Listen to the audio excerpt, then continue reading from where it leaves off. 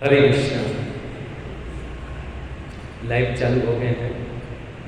इस कथा को देश विदेश के सभी लोग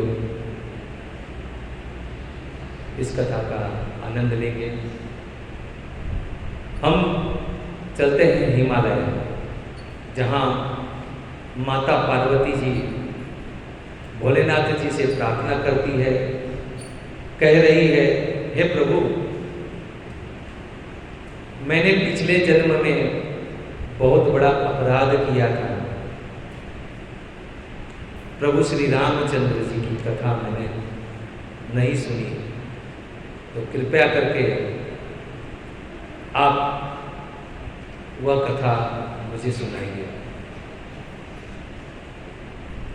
बहुत बारंबार विनती करने के बाद माता पार्वती जी को कथा सुनाने के लिए भोलेनाथ जी तैयार हुए। भक्तों, देखिए, ये जो प्रसंग चलेगा, इस प्रसंग में भोलेनाथ जी माता पार्वती को कथा सुना रहे हैं, और ये जिज्ञासा किसकी है? भरद्वाज ऋषि ने याज्ञवल मुनि से प्रार्थना किया कि मुझे आप राम कथा सुनाइए। प्रथम रामायण यानी राम कथा भोलेनाथ जी ने इसकी रचना की और कागभूषण जी को सुनाया। कागभूषण जी ने इस कथा को याज्ञवल मुनि को सुनाया। ध्यान से सुनिएगा, नहीं तो आप समझ नहीं पाएंगे इस श्रृंखला कहां से प्रारंभ हुआ, कहां गया। अभी तक तो हम सबको ये ज्ञात था, हम सब ने रामायण देखा है, रामानंद सागर द्वारा प्रस्तुत सभी ने देखा है टीवी में। देखिए, टीवी में जो दिखाया गया है उसमें मैं ये नहीं कहूँगा कि पूरा गलत है, लेकिन सभी कुछ नहीं दिखा पाएंगे। देखिए, रामायण शतकोटि अपारा, रामायण में शतकोटि श्लोक है, वो सब के सब नहीं सुना पाएंगे आप सबको। अब हम भी यहाँ आए हैं आप सबके समक्ष। 9 दिन मुझे समय मिला है, 1 घंटा मात्र। 1 घंटे में मुझे आपको कथा सुनानी, मैं कितना सुनाऊंगा? इसमें जो मुझे संक्षिप्त में तो कहना पड़ेगा, क्योंकि पूरा प्रसंग पूरा करना है।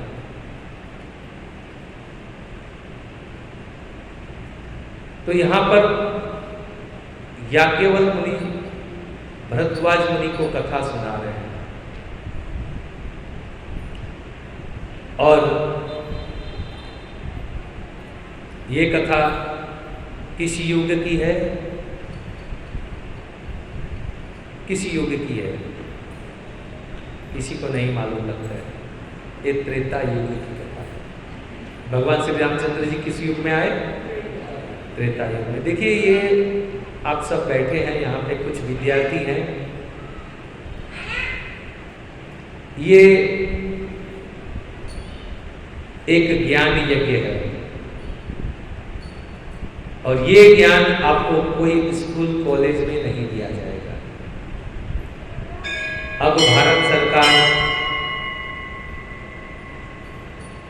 एक ऐसे पुरुष,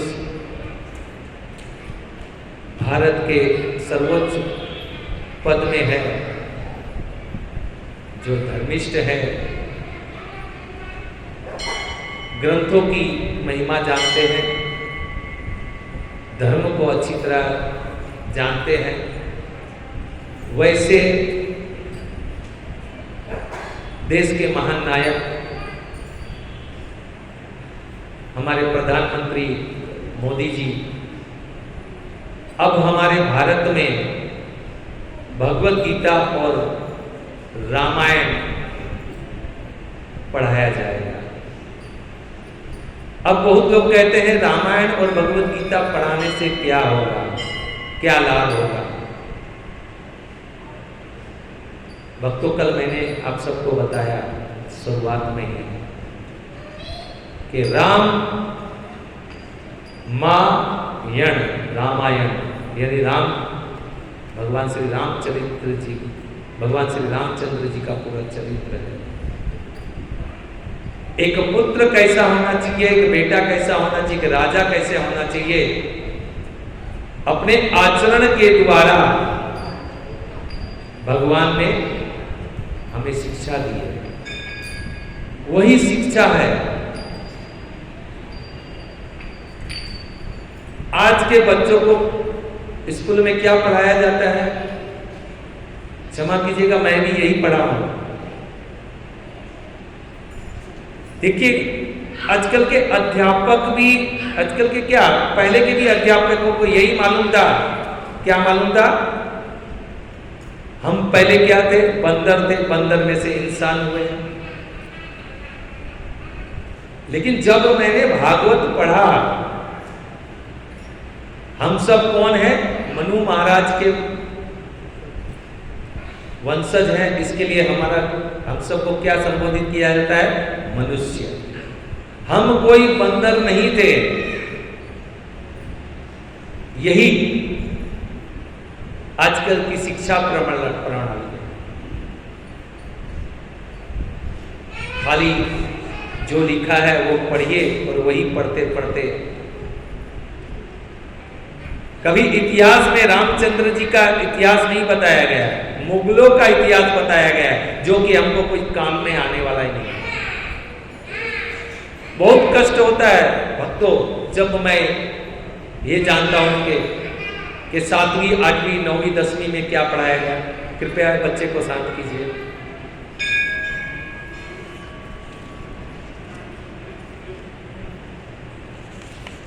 आजकल के 10वीं तक में जो बच्चे पढ़ते हैं या 12वीं में बच्चे पढ़ते हैं, हमारे परम पूज्य प्रभुपाद जी स्कूल को क्या कहते हैं? गधा बनाने की मशीन है। और वाकई में गधे प्रोडक्ट्स तो होते हैं वहां से। बताइए, आजकल के MBA CA पढ़े हुए लड़के को नौकरी नहीं मिल रही है। दूसरा कोर्स करना पड़ता है, बाहर जाके पढ़ाई करना पड़ता है, तब जाके उसको कहीं नौकरी मिलती है। नौकरी के लिए मारा मारा घूमना पड़ता है। बताइए, है माँ बाप इतना पैसा कष्ट सहन करके बच्चे को पढ़ाते हैं और बच्चा, उससे अच्छा हमारे प्रभुपाद जी कहते हैं हमारे गुरुकुल में भेज दीजिए, कम से कम भक्त तो बनेंगे। तो आइए, याज्ञवल जी कथा सुना रहे हैं और हम भी आपके समक्ष आज रामचरितमानस, कल मुझे समय ही नहीं मिला खोलने का, आज रामचरितमानस में से पाठ करेंगे। देखिए, मैंने जैसे बताया आप सबको, रामायण राम कथा के दो इतिहास में दो ऐसे संत हो गए जिन्होंने ये लिखा है। प्रथम तो ये आपके ज्ञान के हेतु मैं बता दूं, प्रथम रामायण की रचना जब भगवान श्री रामचंद्र जी का पृथ्वी में प्राकट्य हुआ था, तभी महर्षि वाल्मीकि जी ने वो लिख दिया था। और वही कथा लव कुश ने भगवान श्री रामचंद्र जी को सुनाया था। जबकि वो उनकी अभी पूरा नहीं हुआ था, फिर भी ये कथा लिख दी गई थी। अब वाल्मीकि जी ने तो लिख दिया था संस्कृत में, लेकिन वाल्मीकि जी जब इस धरातल को छोड़कर चले गए अपने निज धाम, तो उन्होंने देखा कि ये रामायण को तो वो पढ़ ही नहीं रहा है, इसको कोई पढ़ने वाला तो चाहिए। तब वाल्मीकि जी का दूसरा जन्म हुआ, वो हुआ तुलसीदास जी। तुलसीदास जी के रूप में वाल्मीकि जी आए और उन्होंने संस्कृत में से अवधी भाषा, सरल भाषा में उन्होंने रामायण का अनुवाद किया और बन गया रामचरितमानस। जैसे कल मैंने कथा सुनाई थी, रामचरितमानस को शिव जी ने सर्टिफाई किया है, प्रमाण दिया है। रामचरितमानस पे अपना हस्ताक्षर देके सत्यम शिवम सुंदरम।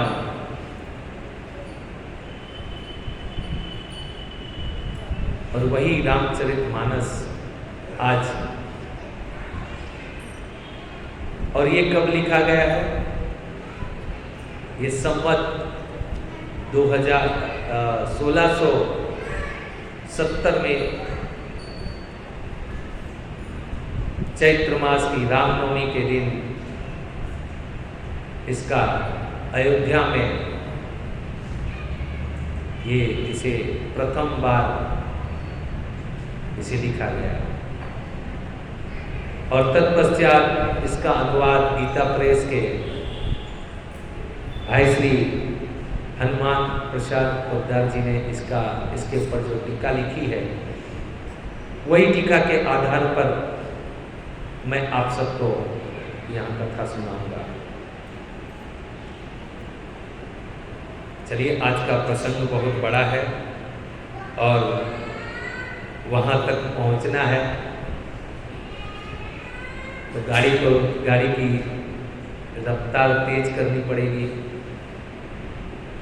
हम सब चलते हैं त्रेता युग में, और त्रेता युग में हम सब थे कहाँ पर? हिमालय में, जहाँ भोलेनाथ जी माता पार्वती को कथा सुनाने के लिए तैयार है। लेकिन भोलेनाथ जी ने, देखिए, एक इतिहास रह चुका है। अगर आप सबका अनुभव है, हमारा तो है ही है, आप सबका भी अनुभव है। अगर हम सब अपनी पत्नी को ये कहते हैं ये करना गलत है, तो वो उसे स्वीकार नहीं करती। अगर कोई दूसरा कहेगा ना, तो तत्काल उसे स्वीकार कर लेती है। क्यों? ये प वर्ग है। भक्तों याद रखिएगा, प वर्ग होता है ना, वह कभी भी अपनी बात नहीं मानेगा। प वर्ग यानी अपना परिवार, पड़ोसी, उसमें सभी आ जाते हैं, कभी स्वीकार नहीं करेगा। जब मैंने भी पहली बार कहा कि मैं कथा कहने जाता हूँ, कथा कहता हूँ, चलिए कभी कथा सुनने के लिए, तो बोलता पूरे दिन तो यहाँ उटपटांग करते रहते, क्या कथा कहेगा। हमारे महाराष्ट्र में एक कहावत है, घर की मुर्गी दाल बराबर, ऐसा कहते हैं, कहावत है। तो उसे कोई स्वीकार नहीं करता है। उसके बाद जब मैंने अपने पड़ोसी को कहा कि मैं कथा कहता हूँ, चलिए कथा आप कथा कहते हैं। एक बार तो मैं कथा कह के आ रहा था, तो दो व्यक्ति ऐसे बात कर रहे थे कि अगर किसी को कामकाज ना हो ना तो साधु बन जाना चाहिए, कुछ ना करना हो ना तो एक बहाना है, साधु बन जाना चाहिए। बहुत अच्छी बात है। कल मैंने कहा था, कल के सत्र में, भक्त बनना सरल नहीं है, भक्ति करना सरल नहीं है, और हर किसी की बस की बात भी नहीं है। बहुत लोग तो दीक्षित हो जाते हैं, बहुत वर्षों से दीक्षा लेकर है, लेकिन तिलक नहीं करते हैं। नहीं प्रभु जी, हमारे ऑफिस में नहीं चलता है, हम नहीं कर सकते हैं। देखिए, आप लोग जितने लोग बैठे हैं, मैं एक आपको ज्ञान की बात बता दूं। बिना तिलक के ये जो हमारा मस्तिष्क है, ये हमारा फेस कहिए, माथा कहिए, कपार कहिए, जो भी आपके भाषा में आप समझ सके, शमशान के समान है। यहां हमारा चक्र बिंदु है, पूरा यहीं से पूरा हमारा चलता है। यहाँ पे हमारा सीपीयू है, कंप्यूटर का जो सीपीयू है। यहाँ कभी भी देखिए, आप सबने पिक्चर में देखा होगा, तो यहाँ पे मारता है और बेहोश हो जाता है। अगर कोई गिरता है, ऐसे एक्सीडेंट हो जाता है, तो वो बेहोश हो जाता है,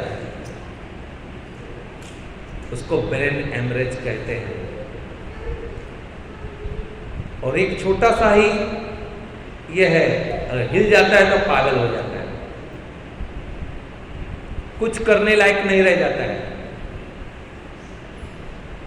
एक ज्ञान की बात और बता दो, पैरालिसिस कैसे आता है, क्यों आता है, और बहुत अच्छा विषय है।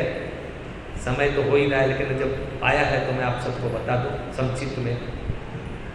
बहुत क्रोध करने से आपका रक्त का जो दबाव है वो बढ़ते जाता है, और बढ़ते बढ़ते बढ़ते अब उसको पसार होने का और समय नहीं मिलता है, और आके यहाँ जम जाता है।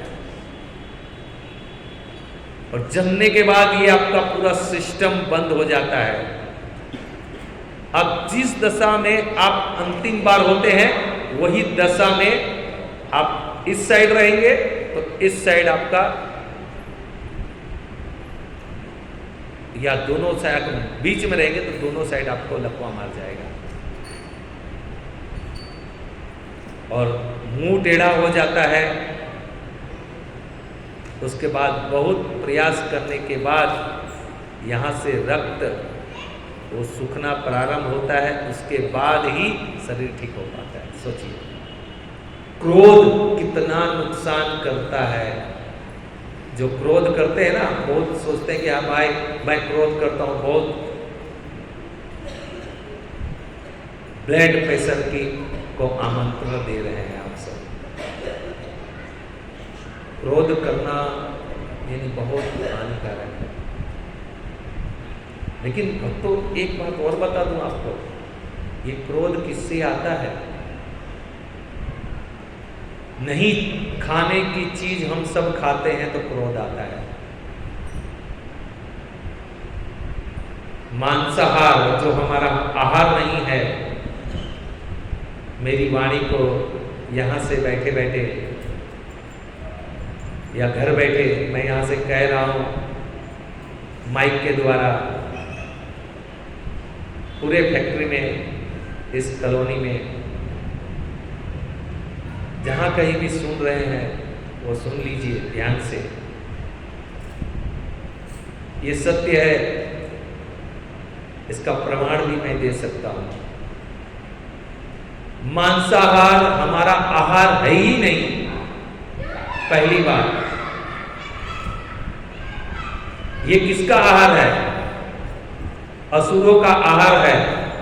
और हम खाएंगे तो असुर प्रवृत्ति हमारे में आएगी। मैं तो डालना जी को बहुत बहुत धन्यवाद दूंगा। अपने कैंटीन में भी उन्होंने प्याज लहसुन नहीं रखा है। मांसाहार की तो बात ही छोड़ दो।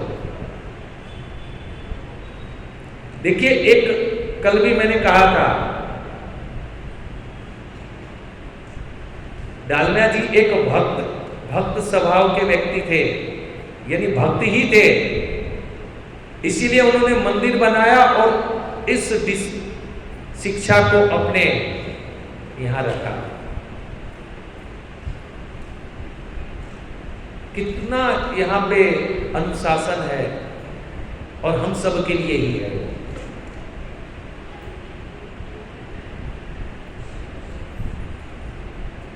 अब बताइए, क्या अगर चाहते तो यहां पे मांसाहार रख सकते थे?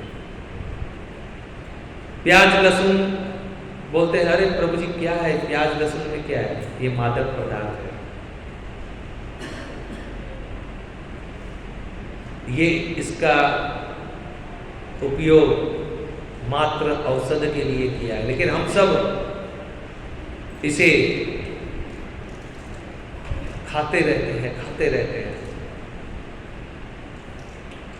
और चाय और कॉफी भी एक नशा है, कोल्ड ड्रिंक भी नशा है। अब बोलेंगे प्रभु जी चाय में क्या है? चाय में टीन नाम का मादक पदार्थ है। जो बच्चे सभी के हाथ में मोबाइल है, अपने मोबाइल में गूगल में सर्च मार के देख सकते हैं चाय में क्या है। कॉफी में कैफीन है, जिसे स्लो पॉइजन कहते हैं, कैफीन, जिसे नशा होता है।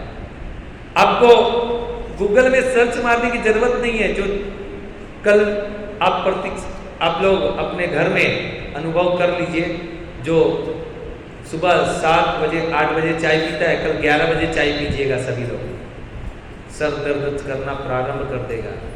ये उसका प्रमाण है। लेकिन हम भारतवर्ष में रहते हैं, मैं तो भारतवर्ष कहता हूँ, बहुत लोग इंडिया कहते हैं, मैं तो इंडिया नहीं कहता हूँ। हम भारतवर्ष में रहते हैं और हम किसी के यहाँ मेहमान बनकर जाते हैं तो क्या कहते हैं सबसे पहले? अरे चहिया बनावा हो, चाय बनाइए, चाय पीजिए। और बहुत लोग घर पे आते हैं, चाय नहीं पूछते तो बुरा भी मान जाते हैं। देखिए नशा कितना बढ़ गया है। और ये नशा कराने वाले और कोई नहीं है, ईस्ट इंडिया कंपनी, अंग्रेज आए और हम सबको चाय के लत लगा कर गए। सोचिए, हमारे घर में आते हैं और हमें ही लत लगा कर जाते हैं।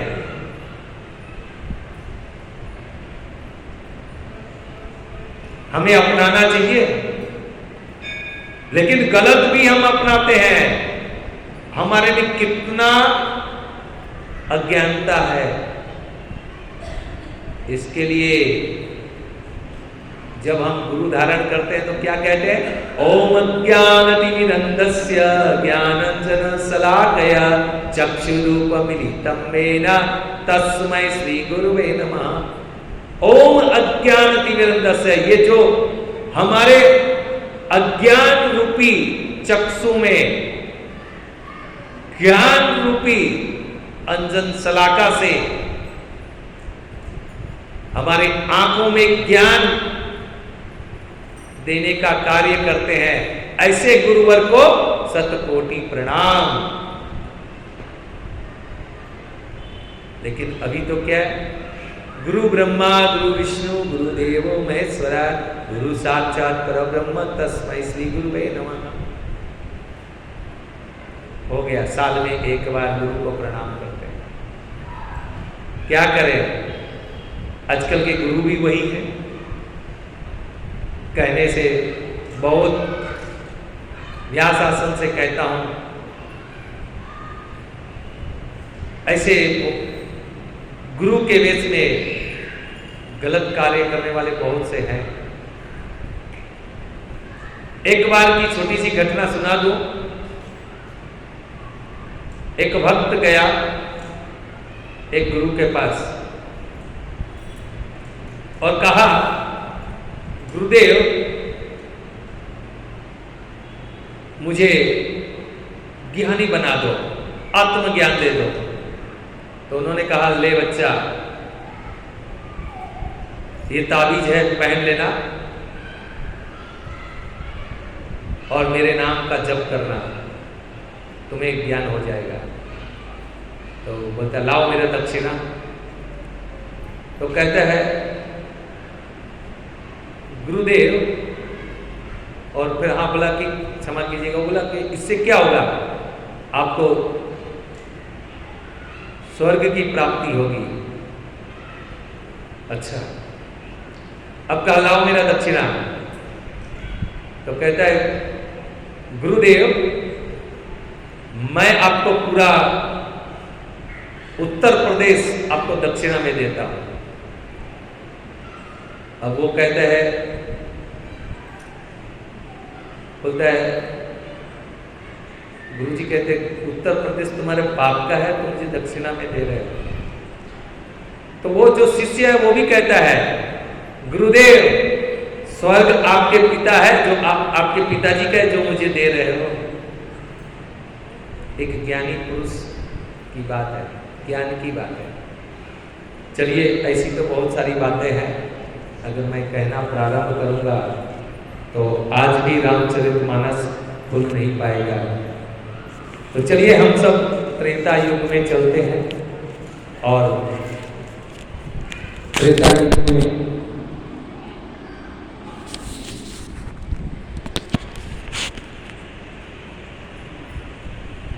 आज का प्रथम सोपान का प्रारंभ है। तो अब भगवान भोलेनाथ ने विचार किया कि मैं इसे कथा सुनाऊंगा तो इसे असर नहीं होगा।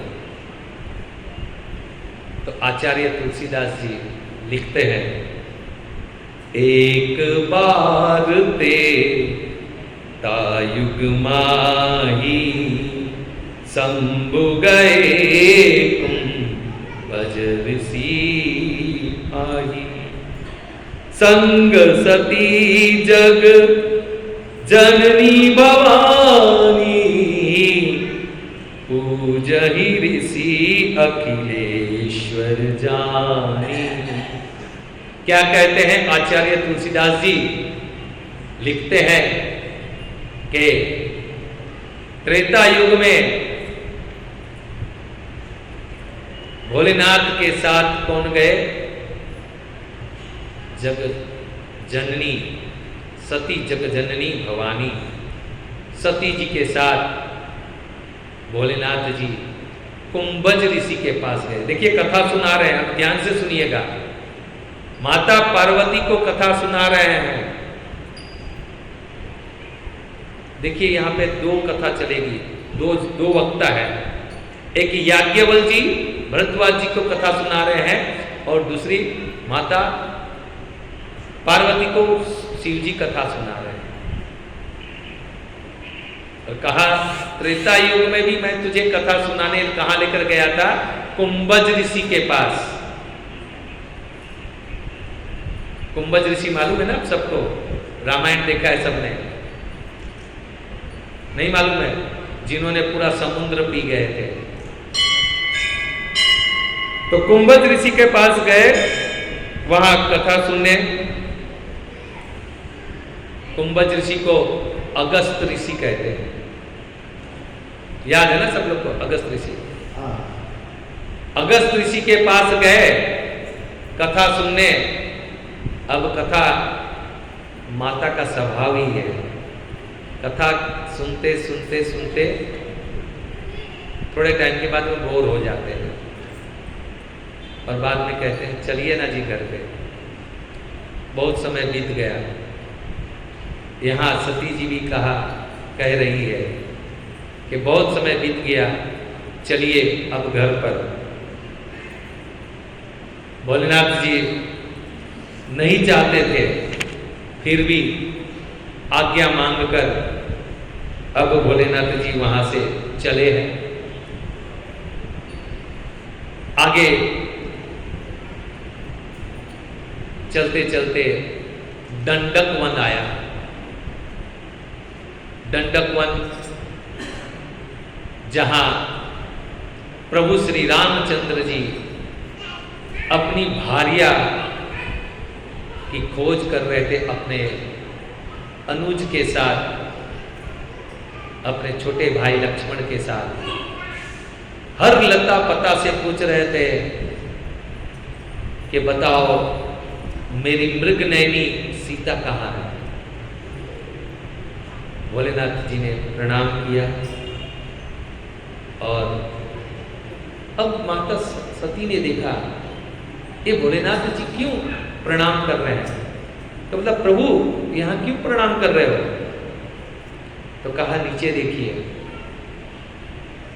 दंडक वन में, हाँ 2 मनुष्य है और कुछ खोज रहे हैं। तो बोलता है सती आप नहीं समझोगी। तो कहते हैं ये हमारे आराध्य है प्रभु श्री रामचंद्र जी। हाँ आपके आराध्य है, हाँ प्रभु श्री रामचंद्र जी की अभी तो मैंने कथा सुनी,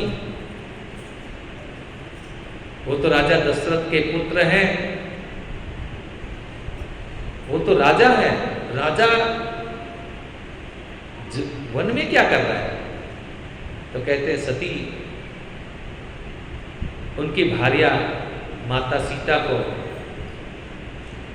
रावण ने अपहरण करके ले गया है और उसी की खोज कर रहे हैं। तो अब माता सती के मन में विचार आया, भगवान है, वेदानी संपितानी च, अगर भगवान है तो सब कुछ उन्हें ज्ञात होना चाहिए, तो ये क्यों ऐसा कर रहे हैं। कुशंका मन में आ गई, माताओं के मन में थोड़ा सा भी कुशंका आ जाते ना तो वो रह नहीं पाती है जब तक उसका निवारण ना आ जाए। पता चला बाजू वाली सहेली ने बहुत अच्छी साड़ी लेकर आ गई है सस्ती वाली, और जब तक नहीं पूछेगी तब तक दिखती रहेगी, आई खुला दरवाजा नहीं खुला, ऐसा जिज्ञासा रहता है। लेकिन सही जिज्ञासा यहां पर माता पार्वती की है। भोलेनाथ जी कथा सुना रहे।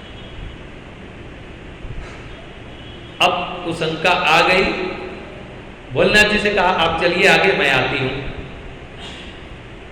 अब माता सती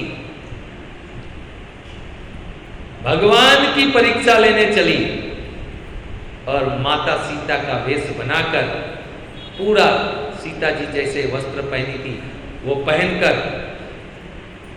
आई भगवान के सामने। भगवान ने प्रणाम किया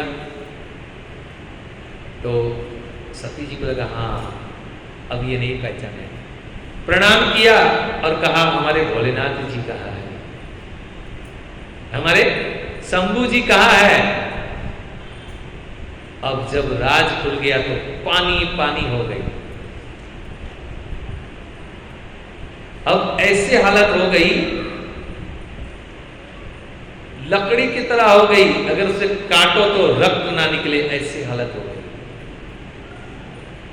जिस तरह किसी की चोरी पकड़ी जाती है ना, स्तंभ हो गई। अब क्या कहें, इतनी लज्जित हो गई और लज्जित होकर एक वृक्ष के पीछे छुप गई और वहां से चली आई और चली गई, कैलाश में पहुंची। अब भोलेनाथ जी ने देखा इसका मूड तो आज आउट है, आज तो लगता है घर में प्रसाद नहीं मिलेगा, भोजन भाजन तो नहीं मिलेगा। तो कहा प्रिय, हालचाल ठीक है, सब कुशल मंगल है? हाँ हाँ सब ठीक है।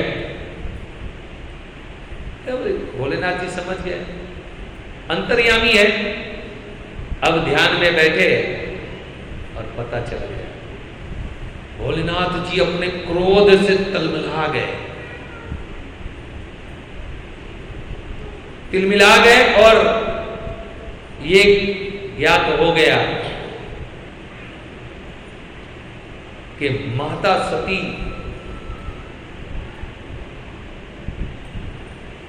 और वो भी क्या, माता सीता का वेश बनाकर उनके आराध्य के पास चली गई। कहा ये क्षमा करने जैसी गलती नहीं है, अभी मैं इसका त्याग करता हूं। भोलेनाथ जी ने त्याग दिया माता सती को और कहा अब इसे मरना पड़ेगा।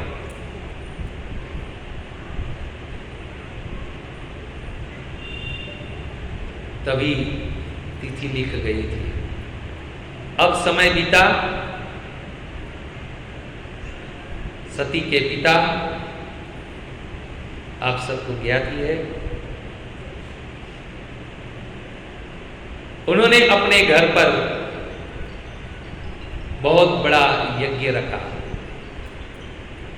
और यज्ञ रखा, सभी छोटे से छोटे देवताओं को आमंत्रण दिया।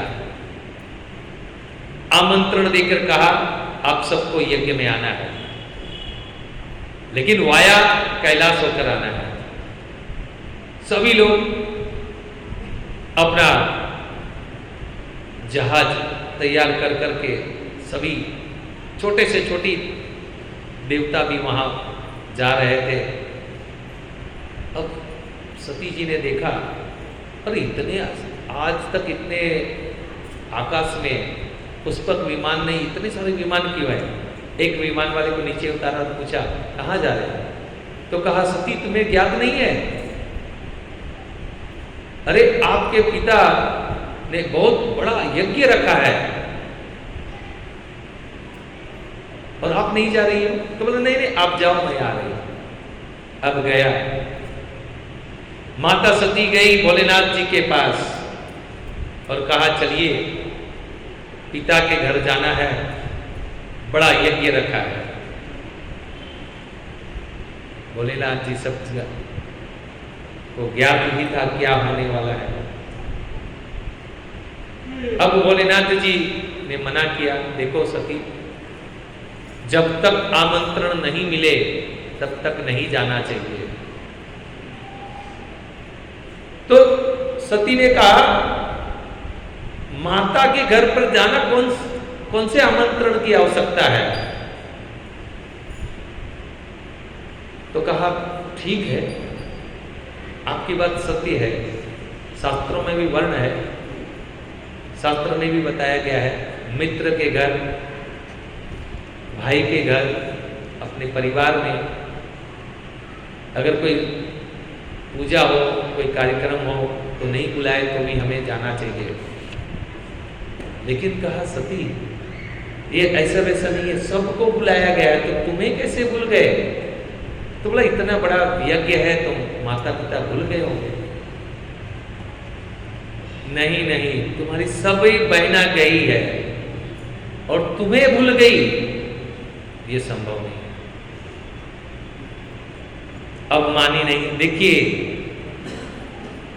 रामायण में 3 हट बताया गया है, ध्यान से सुनिएगा। बाल हट यानी बच्चे की जीद, जब तक जीद नहीं पूरी करेगा तब तक वो रोता रहेगा, छटपटाएगा। दूसरी जीद है प्रणाम है, औरतों की,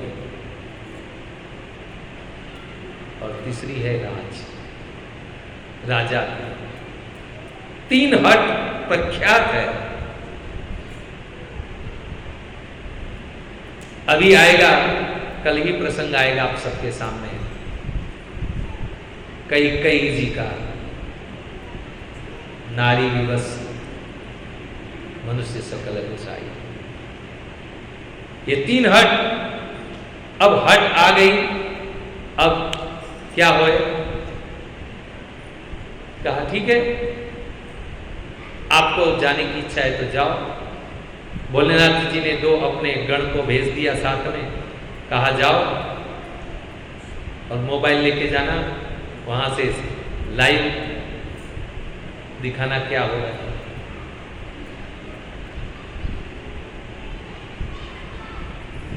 अब माता गई, किसी ने पूछा नहीं, ना पिता ने पूछा, ना बहनों ने पूछा, ना जीजा जी ने पूछा, किसी ने भी उसको मान नहीं दिया। खाली माता की मातृभाव में पूछा कैसे हो, कैसे हो? तो कहा हम तो बुलाना चाह रहे थे, लेकिन आपके पिता को तो मालूम है, वो जमाई और ससुर का जमता ही नहीं है। आचार्य अपना कलम चलाते हैं। पुत्री गई अपने पिता के पास, प्रणाम किया, पिता ने उसके सामने देखा भी नहीं, और देखा वहां ने सती ने छोटे से छोटे देवताओं को सम्मान मिल रहा है। तो सती ने पूछा भोलेनाथ जी का कहाँ है, हमारे पति देव का आसन कहाँ है? नहीं आए तो क्या हुआ, उसका आसन तो देना चाहिए, उसका तो मान मिलना चाहिए। देखिए, इससे बड़ा अगर मान लो ससुराल में जमाई को पलकों पे रखते हैं, लेकिन यहां पे जमाई का अपमान हो रहा है। अगर सबको कपड़ा दिया, भिकमंगे तक को कपड़ा दिया जा रहा है, अगर जमाई को नहीं दिया जाएगा, जमाई को कैसा लगेगा? सोच लीजिए, वही हो रहा है। अब माता सती गुस्से से आग बबूला हो गई और उन्होंने अपना उस यज्ञ में अपने आप को झोंक दिया। क्रोध सहन नहीं कर पाई, अपने पति का अपमान नहीं सहन कर पाई, इसके लिए भवानी को सती कहते हैं। वो वही माता, आज नवरात्रि का दूसरा दिन है, ऐसे माता सती के चरणों में कोटि कोटि प्रणाम अर्पण है। देखिए, ये जो समय चल रहा है, आज चैत्र मास के दूसरे दिन है, नए साल का, कहते हैं ये अवसर है राम कथा सुनने का, रामायण पढ़ने का, कहने का, सुनने का, यही अवसर है। और इसमें लाभ कितना है मैं आपको कल बताऊंगा।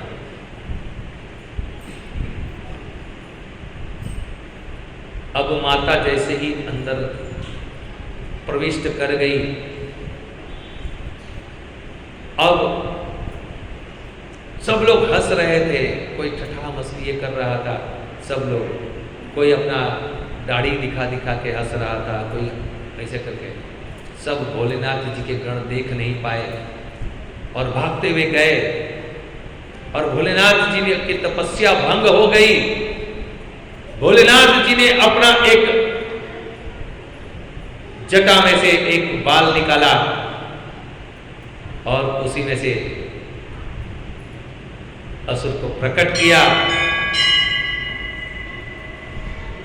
और वही जाके बहुत स्वाहा स्वाहा कर रहे थे, वही यज्ञ को उद्ध्वंस कर दिया।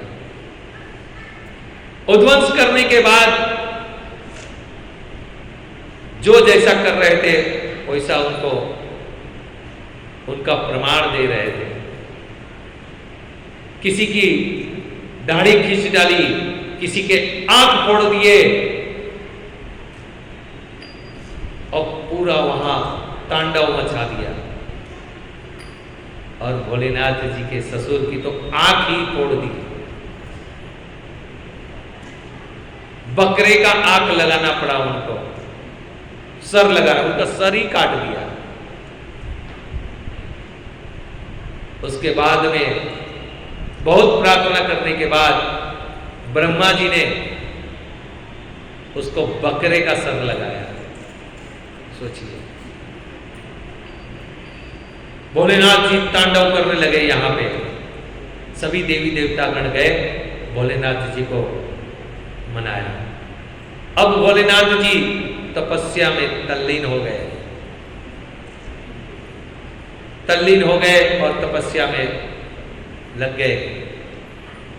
अब माता सती का दूसरा जन्म पर्वतराज हिमालय के यहाँ,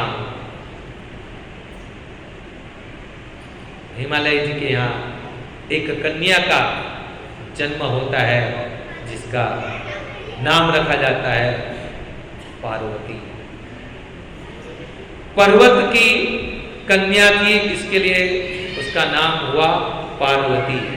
पहले देखिए, पहले जमाने में नाम कैसे रखते थे। आजकल तो पिक्की, चुन्नी, मुन्नी, टुंगू कुछ भी रख देते हैं। मैं एक बार कथा करने गया था राजस्थान में, तो अब जिसने कथा रखी तो उसका अनुमोदन करना चाहिए, उसका नाम कहना चाहिए। तो कहा, मैंने कहा मैं आपको माता माता कहता हूँ, फिर आप अपना नाम बताइए। बोलता नहीं बता सकती। तो बोला क्यों? बोलता सब लोग हंसी समझते हैं। अब बूढ़ी माँ थी, अब मैंने बता जो भी है बता दो। तो बोलता है वो माता बोलती है मेरा नाम है टुन्नी। अगर कहे कि टुन्नी